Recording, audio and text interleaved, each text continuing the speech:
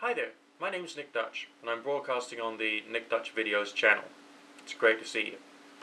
Okay, what I'm going to do is something for balance. In the previous video, I did an explanation as to why people who have a strong skeptical point of view actually have a faith position.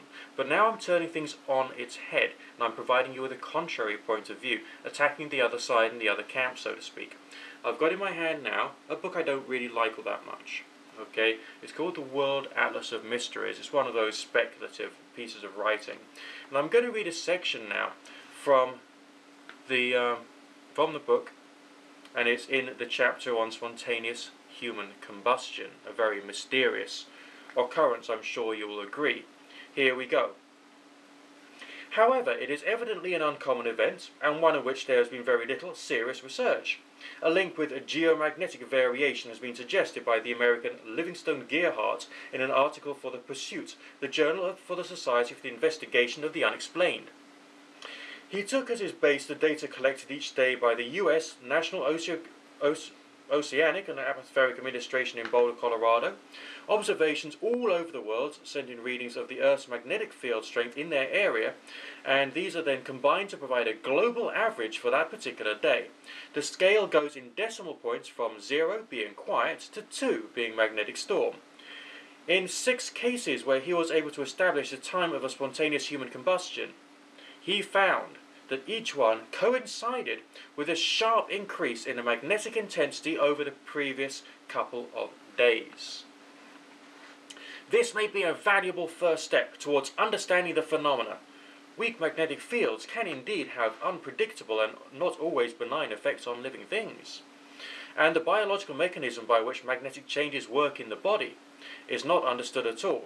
So perhaps the sudden strange fire generated during spontaneous human combustion is some kind of molecular or chemical disintegration triggered by a magnetic change and giving off a certain amount of localized heat while the process takes place.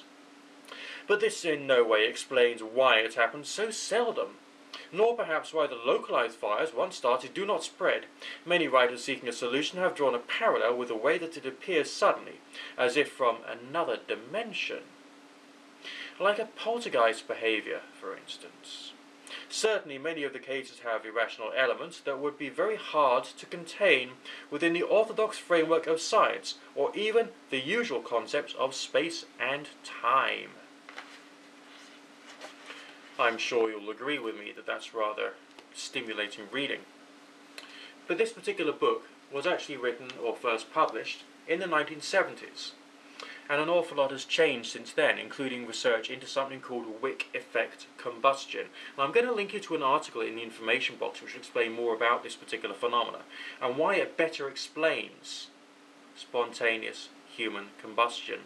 So, despite the graphs and charts of all the forms of electromagnetic turbulence that might be occurring prior to and indeed during the occasional spontaneous human combustion incidents, I don't think we can necessarily say at all that there is a direct causal connection between a turbulence in the Earth's own electromagnetic fields and people burning to death. There is in fact a better quality of explanation. What I find strange, or intriguing about the way in which this particular book explains the particular phenomena is its fearful use of language, explaining this as if it was some form of poltergeist activity, something from another dimension, something totally supernatural, peculiar, weird, when in fact it could be purely down to a natural force or a natural causal effect. Now, one could say hypothetically that there is a connection between the Earth's electromagnetic field and maybe some forms of human behavior, or possibly even our ability to focus our attention on things that we're doing on a regular basis. Maybe people are more clumsy or more likely to fall asleep and pay very little attention to whether they have a fire source around them during times of electromagnetic turbulence. That's one particular possibility, not a certainty but a possibility. But do read the article below, because that explains the phenomena of Wick effect combustion and why the idea that people just spontaneously burn into flames is in fact probably incorrect or just hearsay. Now, I've explained this for a good reason, and that is because we really shouldn't be getting ourselves engrossed in some of the varieties of claims which are presented, when essentially these things do need further investigation, either through personal experiences or through actual hard and fast, academic research and investigation. Okay? This is one of the reasons why, when I come across a claim, I tend to actually have what I would consider to be a genuinely skeptical approach to it, because I've never seen people burning into flames myself, but I have had some very strange experiences that I've been trying to explain with the passage of time here on my particular YouTube account, and of course on the other ones that I happen to have, which is essentially why I am curious about consciousness-based phenomena. So we're not talking about poltergeist activity quite so much, or indeed people burning into flames, or whatever the case may be, but hypothetical thought transference, a possibility of remote viewing, and indeed communication over distance using means which are of a non-physical nature, because these are things which appear to have occurred with me once in a while. So I've explained to you there's problems with the skeptical viewpoint.